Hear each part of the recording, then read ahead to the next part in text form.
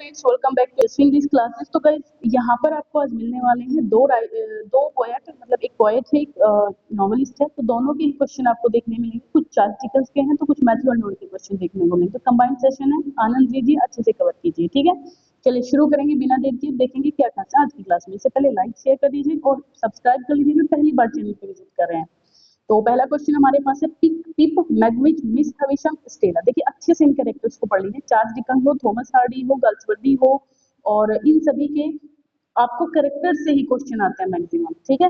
तो पिप मैग्विच miss हविशम Stella, job गार्गरी और जेगर्स वैमिक हो गई, पंबल चौक हो गया, वॉक्सल है, हर्बर्ट पॉकेट है, ऑर्ली ड्रम्बल ड्रमल। कई बार माइनर कैरेक्टर भी आ जाते हैं, मेजर की ही बात नहीं है। कॉम्पिसन है, मिस स्टीफेंस है, क्लेरा है, मिस बार्ले है, स्टैटोप है और बीडी एटसेट्रा है। तो ये सभी कैरेक्टर आपको कहाँ पर नजर आते हैं? तो ये सारे के सारे कैरेक्टर गाइस ग्रेट एक्सपेक्टेशंस के हैं। कहाँ? ग्रेट एक्सपेक्टेशंस के हैं। हमारा ये वाला क्वेश्चन आंसर हो जाएगा यस। नेक्स्ट है ऑर्लिक इन ग्रेट एक्सपेक्टेशन। जो ऑर्लिक नाम का कैरेक्टर है ग्रेट एक्सपेक्टेशंस में, ये क्या है? तो ये एक विलेन है। इसका क्या है? विलेन है ऑर्लिक। इन अ थिएटिकल, और ऐसे भी पूछ लिए जाते हैं कि भाई प्रोटोगोनिस्ट कौन है और एंटागोनिस्ट कौन है ना, या विलन कौन है इस नॉवल का। तो देखिए अब है in a theatrical performance Wopsle acts as the prince of Denmark in Shakespeare's play. बताइए इसमें क्या आंसर रहेगा? अभी अभी वॉप्सल नाम का कैरेक्टर कहाँ? तो Wopsle acts as the prince Denmark, तो डेनमार्क इन शेक्सपियर्स प्ले तो कहाँ पर है? ये देखिए, ये हेमलेट में मिलता है हमें, ठीक है। वो वॉस्पल जो है एक प्रिंस डेनमार्क का रोल करता है। तो प्रिंस डेनमार्क हमें कहाँ पे मिलता है? तो ये बात करेंगे हम हेमलेट की, है ना, ये हमें पता ही है पहले ही। तो वॉप्सल जो है ये करेक्टर है आपका ग्रेट एक्सपेक्टेशंस का, ठीक है। अब क्वेश्चन है हमारे पास में कि this character first courted and then promise to marry. ये कैरेक्टर जो है इसमें पहले तो कॉर्ट करता है और प्रॉमिस करता है मैरी से। पहले तो उसको फंसाता है और फिर शादी करने की बात करता है मिस हैविसम से, है ना। But he did not keep it promise, लेकिन अपना वादा पूरा करता नहीं है, शादी के दिन उसको छोड़कर चला जाता है। तो ये बात जो है आपको कहाँ पर मिल रही है? यस, ये कौन कैरेक्टर होता है? ग्रेट एक्सपेक्टेशंस में कॉम्पिसन नाम का कैरेक्टर है ये, ठीक है। Night after night, I record predictions that never come to pass, professions that are never fulfilled, explanations that are only meant to mystify. तो ये बात कहाँ पर है देख लीजिए अच्छे से, ये स्टेटमेंट पढ़िए। Night after night I record predictions that never come to pass, है ना। और फिर क्या था हमारा? यस, तो ये एक्सपर्ट जो है, ये एक्सपर्ट जो है from the pen of novelist who started as a reported on the mirror of parliament. देखिए एक क्वेश्चन और आपको इसी क्वेश्चन से मिल गया है, एक और क्वेश्चन है ना। तो मिरर ऑफ पार्लियामेंट किसका था? तो ये दोनों चीजें, ये एक्सेप्ट जहां से लिया गया है और ये वर्क जिसका है, और ये जो द मिरर ऑफ पार्लियामेंट नाम का जो है, ये नेम एंड द नोवेलिस्ट है ना। तो उसका नेम बताना है और उसमें नोवेलिस्ट बताना है। तो ये आपका हो जाएगा चार्ल्स डिकन्स डेविड कॉपरफील्ड। कौन है ये? Charles Dickens David Copperfield. और अभी एक बार और इसको पढ़ेंगे आप, क्वेश्चन को एक बार और पढ़ लीजिए। Night after night I record predictions that never come to pass, professions that never fulfilled, है ना, expectations that are never means to be mystified. तो ये लाइन थी, ये आपकी डेविड कॉपरफील्ड की है। और कहाँ पर है ये? चार्ल्स डिकन्स का नॉवेल है। और द मिरर ऑफ पार्लियामेंट ये भी किससे जुड़ा हुआ है? चार्ल्स डिकन्स से जुड़ा हुआ है। I have worn my knees by writing on them on the old back row of the old gallery of the House of Commons. देखिए I who's commenting this? I have worn my knees by writing on them on the old back row of the old gallery of the House of Commons. तो यहाँ जो इसका answer आपका बन रहा है वो चार्ल्स डिकेंस ही बन रहा है, चार्ल्स डिकेंस ने ही ऐसा कहा है, ठीक है। चलेंगे आगे। The title Dombey and Son suggests that choice between a son and a daughter. This novel is by, ये नॉवल किसके द्वारा है? जो daughter the little Dombey and son है उसमें सजेस्ट करता है the choice between a son and a daughter. एक सन और डॉटर के बीच में चॉइस रहती है। तो द नॉवल इज बाय, तो ये भी किसका है? आप अच्छे से जानते हैं कि ये भी चार्ल्स डिकन्स का ही नॉवल है ना। कौन सा है भाई? Dombey and Son. This book firmly established Charles Dickens as a dominant novelist of his time and book as an unrivaled literary phenomenon. To celebrate the compilation of the book, the painter David Wilkie noted that there had been nothing comparable to him since the days of Samuel Richardson. तो name the book, इस name का book नाम आपको बताना है। तो ये Nicholas निकलबी की बात हो रही है, निकोलस निकलबी। A black-eyed dwarf है who constantly revealed a few discolored fangs. that were yet scattered in his mouth and gave him the aspect of a panting dog. ठीक है, तो appears indicates the old curiosity. So तो क्या नाम है इस character का? एक बार और क्वेश्चन को पढ़ लीजिए आप। ब्लैक आइड ड्वार्फ है, बोना आदमी है, कॉन्स्टेंटली रिवील करता है few discourage things the were scattered in his mouth. ठीक है, इस लाइन को याद रखेंगे और इसका आंसर आपका बनेगा डैनियल क्विल। क्या नाम है इसका? Daniel Quilp. This novel of Dickens begins with, ये it was the best of time, बहुत इंपॉर्टेंट क्वेश्चन है, वेरी इंपॉर्टेंट क्वेश्चन है गाइस। ये आपका होता है a tale of two cities day, London and Paris की बात इसमें हो रही है।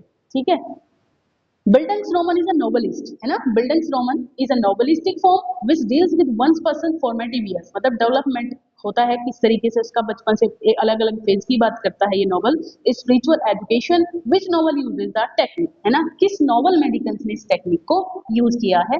तो ये चार्ल्स डिकन्स का डेविड कॉपरफील्ड ही है, जिसमें इन्होंने इसको आप बिल्डंग्स रोमन या फिर डेवलपमेंटल नॉवल भी कह सकते हैं। थॉमस ग्रैडग्रीन इज ग्रैडग्रीन है, इसमें डी मिसिंग है ना, तो थॉमस ग्रैडग्रीन कैरिकेचर्ड इन यूटिलिटेरियन थिंकिंग। अगर यूटिलिटेरियन थिंकिंग की बात हो तो कौन सा कैरेक्टर है? देखिए आपका हो जाएगा थॉमस ग्रैडग्रीन, और ये कहाँ पर है? हार्ड टाइम्स में है, जिसमें सिसिल जुक नाम की भी कैरेक्टर है। ठीक है, तो यहाँ जो बात हो रही है वो कह रहे हैं कि this character appears in Dickens, तो ये कहाँ पर अपीयर होता है? अभी अभी मैंने क्वेश्चन का आंसर आपको पहले ही बता दिया है, हार्ड टाइम्स का ये कैरेक्टर है। Dickens uses his American experiences in, अपना अमेरिकन एक्सपीरियंस किस कौन से नॉवल में ये यूज करते हैं? तो मार्टिन चुज़लविट में। ठीक है, मार्टिन चुज़लविट, जो भी आप इसको पढ़ेंगे। Who illustrated sketches by Boz, कौन इलिस्ट्रेट करता है sketches by Boz? The Mudfog papers and Oliver Twist. ठीक है, तो ये भी आपके कौन हो जाएंगे भाई? ये जॉर्ज क्रुशेंक हो जाएंगे, है ना। ये ही यूज करते हैं इन सभी का, स्केचेस बाय बोज इलस्ट्रेट करते हैं उसको, और जो the Mudfog papers Oliver twist को भी ये जो है करते हैं इलस्ट्रेट। ठीक है, इलिस्ट्रेशन लिखते हैं इसका। The complete name of Dickens is, Dickens का कंप्लीट नेम क्या है? ऐसे क्वेश्चन अक्सर आ जाते हैं, फुल नेम पूछ लिया जाता है किसी भी राइटर का या पोएट का। तो यहाँ जो आपको देखने को मिल रहा है ये चार्ल्स जॉन हफाम डिकन्स हो जाएगा, है ना। जो भी आप इसको पढ़ें एक बार अच्छे से देख लीजिए, चार्ल्स जॉन हफाम डिकन्स। ठीक है, Which novel was first published as a serial in Dickens' weekly periodical all the year round? कौन सा नॉवल है जो फर्स्ट पब्लिश सबसे पहले इनके डिकन्स के एक weekly periodical all the year round? देखिए एक क्वेश्चन और मिल गया, ऑल द ईयर राउंड किसका है? ये आपके चार्ल्स डिकन्स का है, और इसमें सीरियली पब्लिश हुआ है। तो कौन सा नॉवल इसमें सीरियली पब्लिश हुआ है? तो ये ग्रेट एक्सपेक्टेशंस की बात हो रही है। ठीक है, the Mudfog paper was written by, Mudfog paper किसके द्वारा लिखा गया? तो ये चार्ल्स डिकन्स के द्वारा लिखा गया, और इलुस्ट्रेट किसने किया? अभी अभी बात की थी, जॉर्ज क्रुशेंक। ठीक है,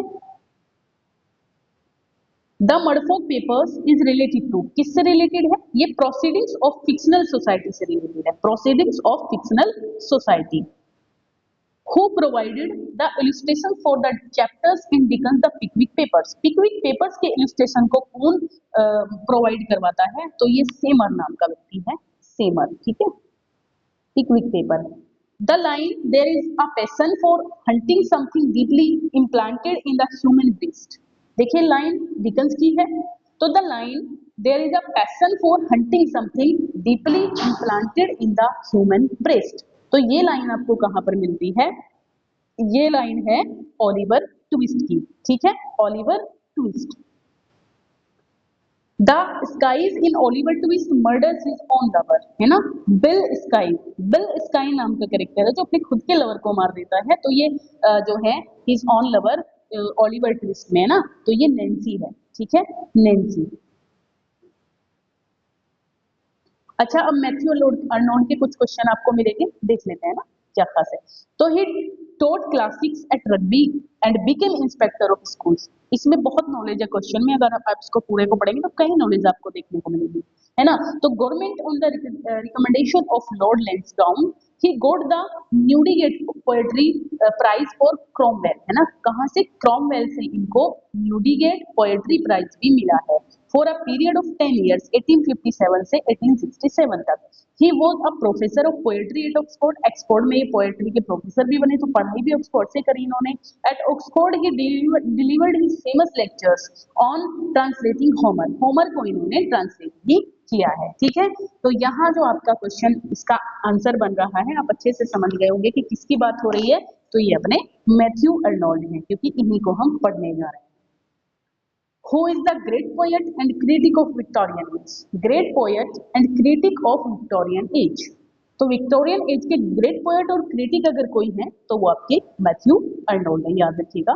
Matthew Arnold was educated eight, कहाँ पर एजुकेशन ली इन्होंने, तो रग्बी स्कूल ऑक्सफोर्ड, अभी अभी बात की है, rugby and Oxford, rugby school में ली, उसके बाद ऑक्सफोर्ड में ली, और फिर यहाँ के प्रोफेसर भी बने। ठीक है, When did he became the Oxford professor? कब बने ये ऑक्सफोर्ड प्रोफेसर, तो ये 1857 में बने, 1857। Who recommends high seriousness and criticism of life? किसने रिकमेंड किया है high seriousness and criticism of life? ये तो अर्नोल्ड ने किया है। ठीक है, अच्छे से देख लीजिए क्या है क्वेश्चन भाई, high seriousness and criticism of life, तो ये बात हो रही है अर्नोल्ड की। Francis Garland was intended to satirize and reform the great middle class of England. Who is he calls? ठीक है, whom he calls, कौन कहता है, मतलब किसके बारे में कहता है, Matthew Arnold. Francis garland was intended to satirize and reform the great middle class of England. तो यहाँ अगर बात करें तो आपका आंसर बनेगा द फिलिस्टाइंस के बारे में इन्होंने ये बात करी है। Poetry is a criticism of life under the conditions fixed for such criticism by the laws of poetic truth and poetic beauty. एक बार और पढ़ लीजिए। Poetry is a criticism of life under the conditions fixed for such criticism by the laws of poetic truth and poetic beauty.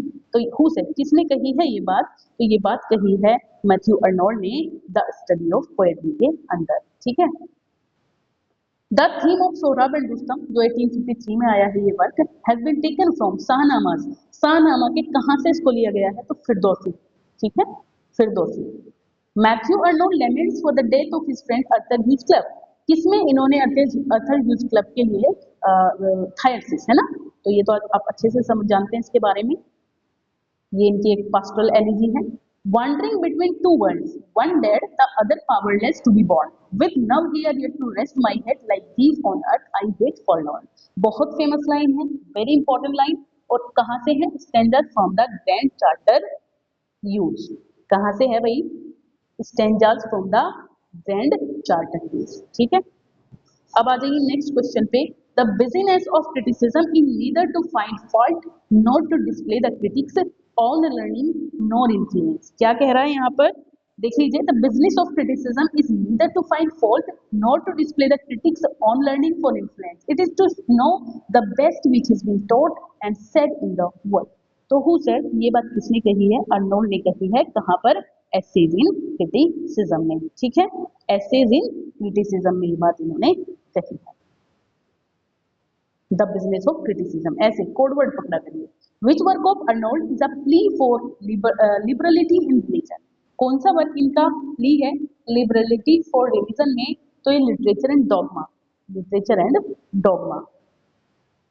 In which work of Arnold do we find the terms like culture, barbarian, Philistine and Hebraism?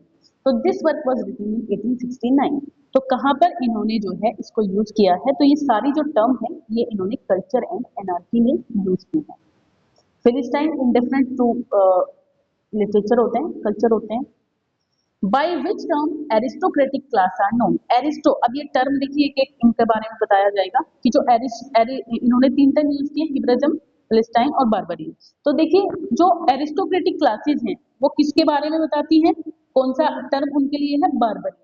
जो एरिस्टोक्लासिक है वो barbarian. ठीक है, चलेंगे। The term use for Arnold middle class के लिए, narrow minded and self satisfied के लिए इन्होंने कौन सी यूज की है, तो इसके लिए जो है आप बात करेंगे फिलिस्टाइन के लिए। ठीक है, फिलिस्टाइन के लिए जो ज्यादा पढ़ने लिखने में रुचि नहीं लेते लोग। और अभी जो बात की थी हमने ऊपर, किसकी बात करी थी, अभी ऊपर बात की थी हमने बारबरियन, ये एरिस्टोक्रेटिक क्लास होती है ना, रिफाइंड क्लास होती है। और जो मिडिल है, मिडिल क्लास है, नैरो माइंडेड है, तो ये फिलिस्टाइन होते हैं। और the term used by for moral education, moral education के लिए जो टर्म यूज किया है इसको कहते हैं हिब्राइज्म। ठीक है, हिब्राइज्म कहते हैं।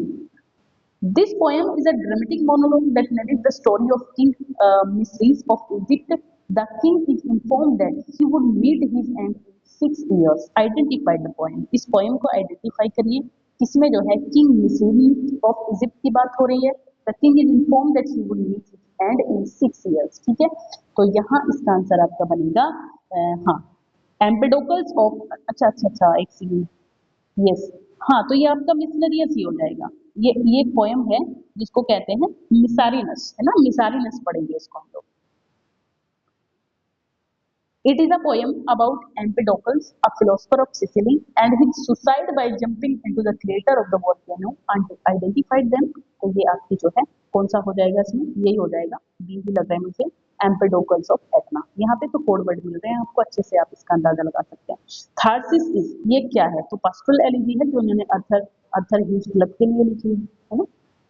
चलिए, which poem did Arnold write in the memory of his father, अपने फादर की मेमोरी में, डॉक्टर थॉमस अर्नोल्ड की मेमोरी में इन्होंने कौन सी पोएम लिखी है, तो ये रग्बी चैपल.